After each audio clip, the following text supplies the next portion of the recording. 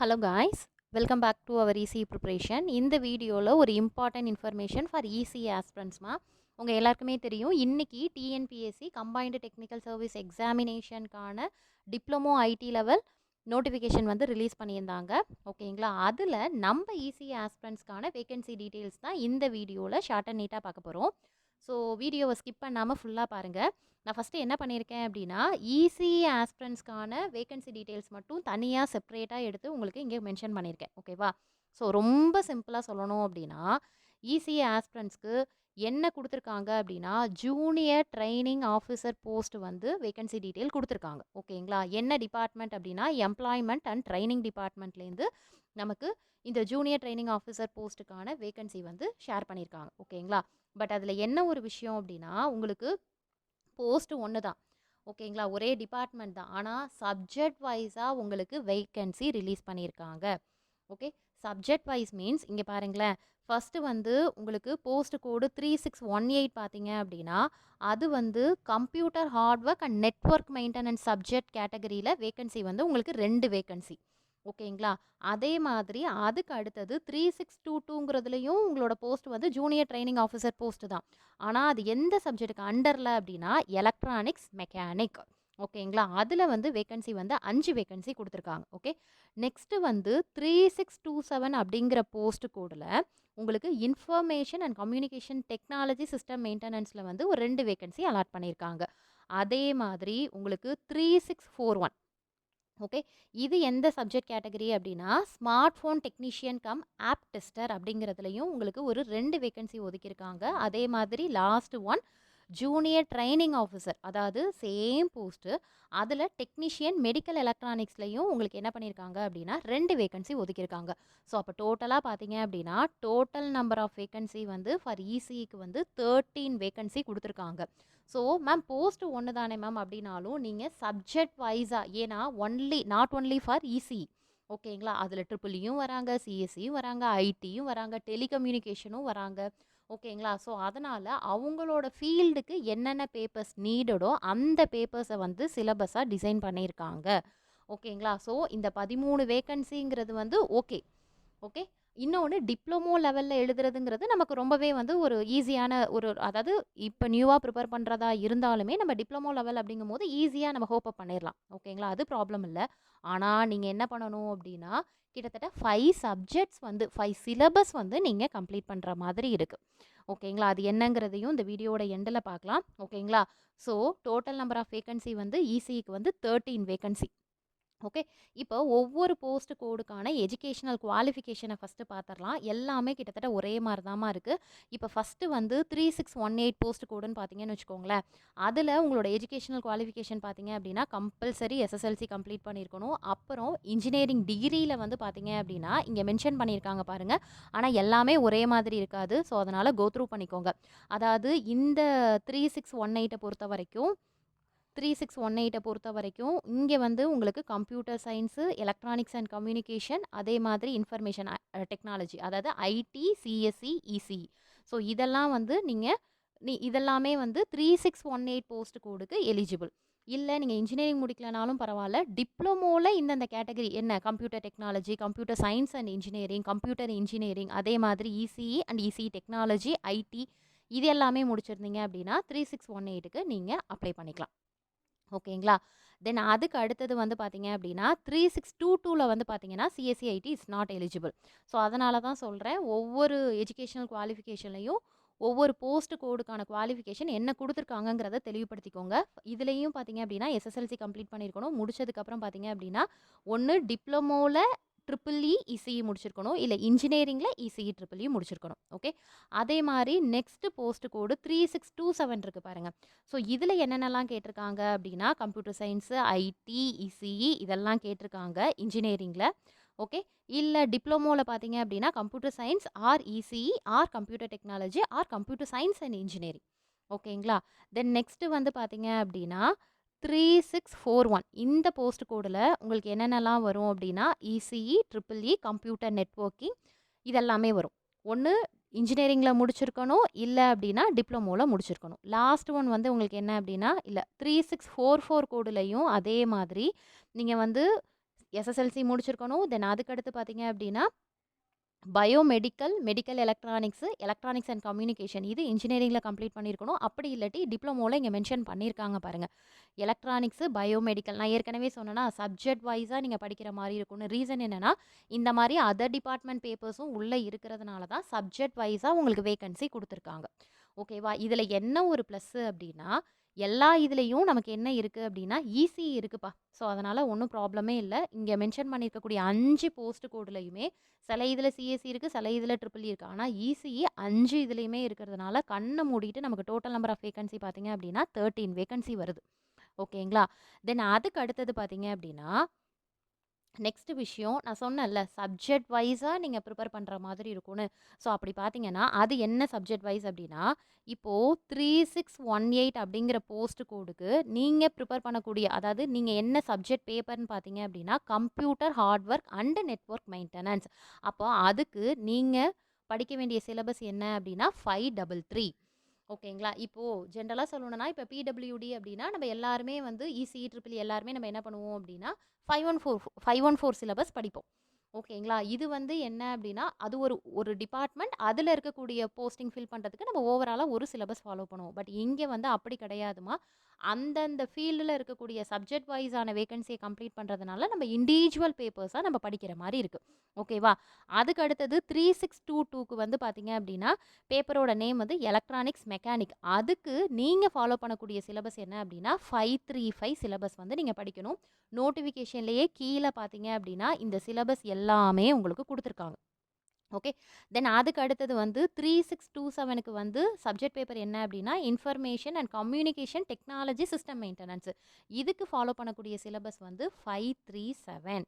Okay. Next வந்து பார்த்தீங்க அப்படின்னா 3641க்கு வந்து உங்களுக்கு என்ன பேப்பர் வரும் அப்படின்னா smart phone technician cum app tester அப்படிங்கிற பேப்பர். ஸோ இதுக்கு நீங்கள் ஃபாலோ பண்ணக்கூடிய சிலபஸ் வந்து 547 சிலபஸ். அதே மாதிரி 3644 அப்படிங்கிற கோடுக்கு சப்ஜெக்ட் பேப்பர் வந்து டெக்னீஷியன் மெடிக்கல் எலக்ட்ரானிக்ஸ். அப்போ இந்த பேப்பருக்கு அப்போ நீங்கள் அண்டரில் வந்து 549 சிலபஸை வந்து நீங்கள் படித்து எழுதுகிற மாதிரி இருக்கும். ஓகேங்களா? ஸோ இதில் இன்னொரு விஷயம் ஏஜ் லிமிட் விட்டாச்சுமா, ஒரு நிமிஷம் அதையும் உங்களுக்கு நான் சொல்லிடுறேன். உங்களோட நோட்டிஃபிகேஷன் பார்த்தீங்க அப்படின்னா இங்கே மென்ஷன் பண்ணியிருந்தேன்ல இப்போ 5 போஸ்ட் கோடு சொல்லியிருந்தேன்லப்பா. என்னென்ன சொல்லியிருந்தேன் நான் உங்களுக்கு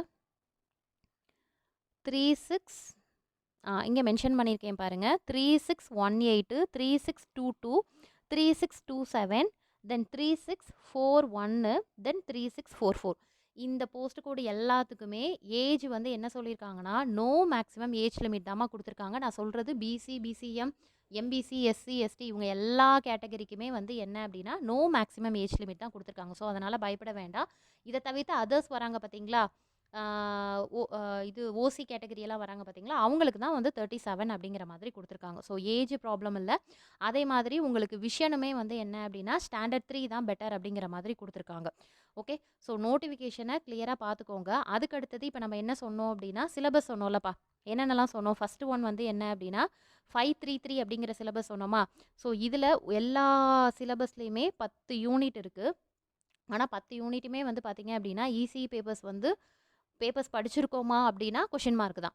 ஓகேங்களா? ஏன்னா இது டிப்ளமோ லெவல் அப்படிங்கிறதுனாலையும் இன்னொன்று அதர் டிபார்ட்மெண்ட்டும் மிங்கிள் ஆகுறதுனாலையும் நம்ம ஃபுல் அண்ட் ஃபுல் இசிஇ பேப்பர்ஸே இதில் வைக்கலாமா, நல்லா புரிஞ்சுக்கோங்க. இப்போ 533னா வெறும் யூனிட் மட்டும் சொல்கிறேன் பாருங்களேன். ஃபஸ்ட்டு வந்து safety and electronic components and ஸ்விட்ச் மோட் பவர் சப்ளை எஸ்எம்பிஎஸ்னு ஒரே ஒரு டாபிக் நம்ம படிச்சிருப்போம். இங்கே அதை ஒரு யூனிட்டாக கொடுத்துருக்காங்க. ஓகேவா? அதுக்கு அடுத்தது introduction to computer hardware and parts.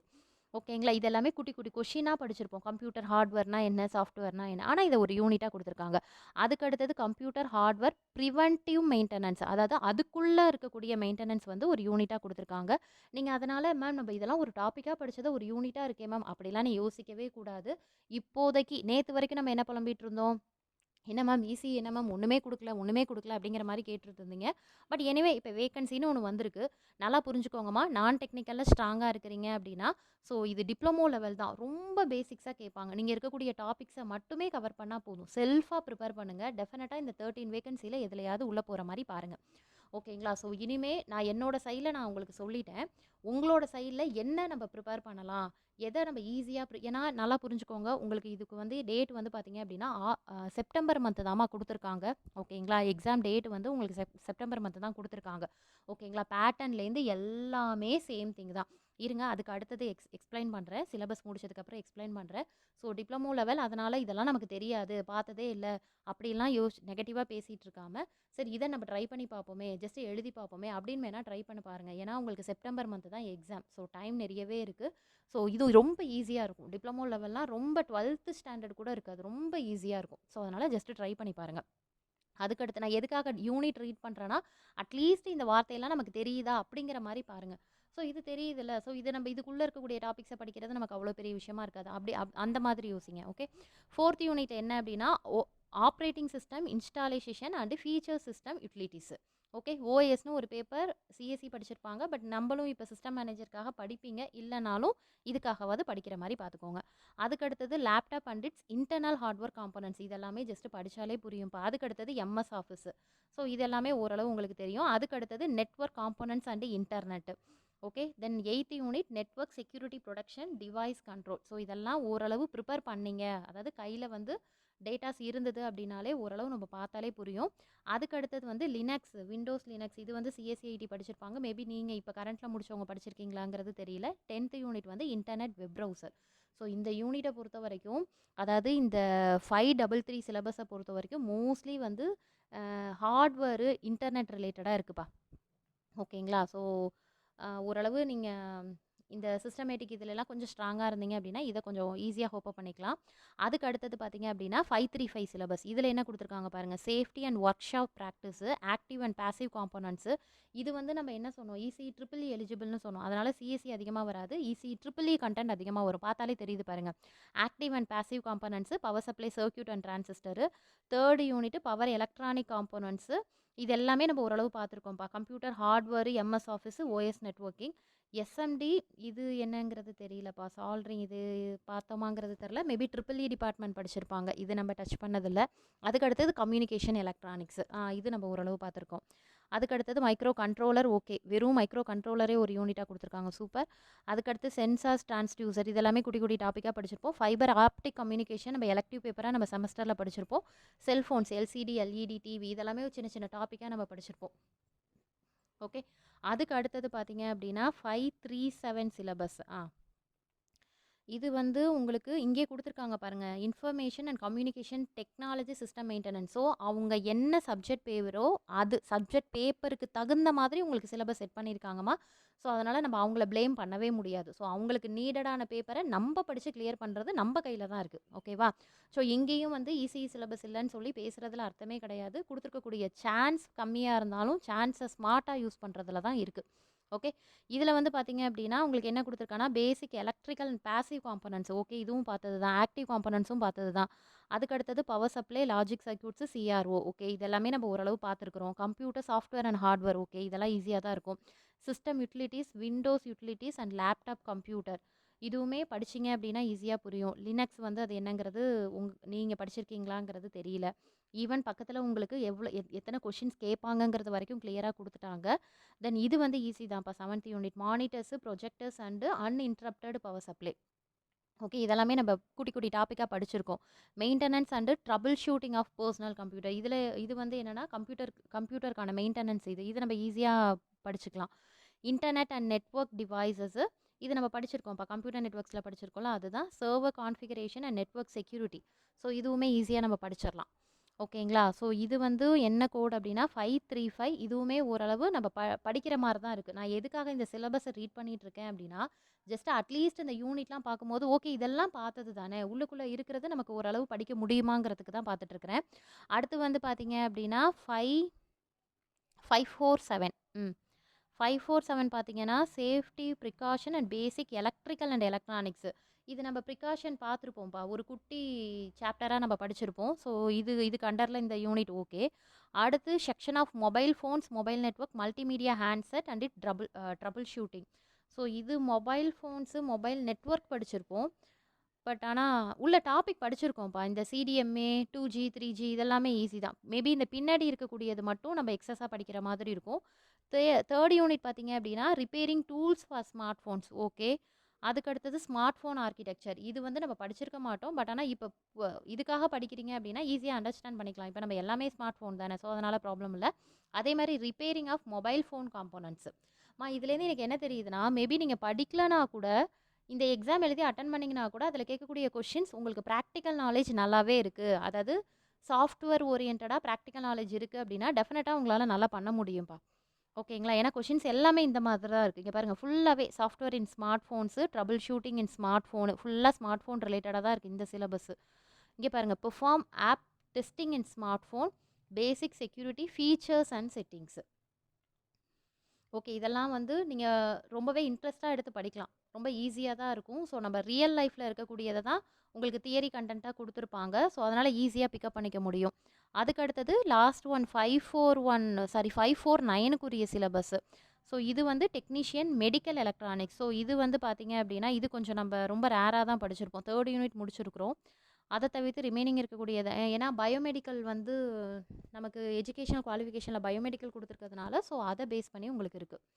ஓகேங்களா? ஸோ அப்போ நீங்கள் என்ன பண்ணணும் அப்படின்னா 13 வேக்கன்சிக்கு 5 செட் ஆஃப் சிலபஸ் வந்து படிக்கிற மாதிரி இருக்குது. அதுதான் ஒரு ட்ராபேக்கே தவிர மற்றபடியெல்லாம் வந்து என்ன அப்படின்னா ஒன்றும் ப்ராப்ளம் இல்லைம்மா. ஸோ ஏன்னா டிப்ளமோ லெவல் டைம் நிறைய இருக்குது. நான் டெக்னிக்கல் ஆல்ரெடி படிச்சிருப்பீங்க. ஈஸி எல்லாத்துக்குமே எலிஜிபிள்னு சொல்லியிருக்காங்க. ஸோ இது எல்லாமே நமக்கு கிடைச்ச பாசிட்டிவ் திங்ஸ். ஸோ அதை மட்டும் பாருங்கள். அதை பார்த்துட்டு இதை என்ன பண்ணலாம், எப்படி படிக்கலாங்கிறதையும் பாருங்கள். ஓகேங்களா? ஸோ உங்களுக்கு எக்ஸாம் டேட் எங்கே கொடுத்துருக்காங்க பாருப்பாங்க. அதாவது September month first week second week தான் உங்களுக்கு இந்த டிப்ளமோ லெவல் எக்ஸாம் வருது. அப்படின்னா ஆகஸ்ட் மந்த்து ஃபஸ்ட்டு வீக்கில் இது சிடிஎஸ்சிக்கான இன்ஜினியரிங் லெவல் எக்ஸாம் எழுதுவீங்க. அந்த மந்த் எண்டுலேயே வந்து நீங்கள் என்ன பண்ணுவீங்க அப்படின்னா அந்த மந்த் எண்டில் வந்து நீங்கள் டிப்ளமோ லெவலுக்கான நான் டெக்னிக்கல் எக்ஸாம் கொடுத்துருக்காங்க பாருங்கள். 31 வந்து நான் டெக்னிக்கல் எக்ஸாம் முடிப்பீங்க. அதுக்கப்புறம் செப்டம்பர் ஃபஸ்ட்டு வீக்கில் வந்து நீங்கள் என்ன எக்ஸாம் எழுதுவீங்க அப்படின்னா டிப்ளமோ லெவலுக்கான இந்த 5 சிலபஸ் இருக்குது பாருங்கள். ஒவ்வொரு எக்ஸாமுக்கும் ஒவ்வொரு டேட்டுக்கு இருக்கும். அந்தந்த டேட்டில் வந்து அந்த சிலபஸ் வந்து எழுத வேண்டியதான். ஓகேங்களாப்பா? ஸோ இதுதான் வந்து ஈசிக்கு வந்து கிடச்சிருக்கக்கூடிய இப்போதைக்கு நமக்கு கிடச்சிருக்கக்கூடிய சான்ஸு. ஓகேங்களா? ஸோ இதை நல்லா யூட்டிலைஸ் பண்ணிக்கோங்க. 13 வேக்கன்சி தான்.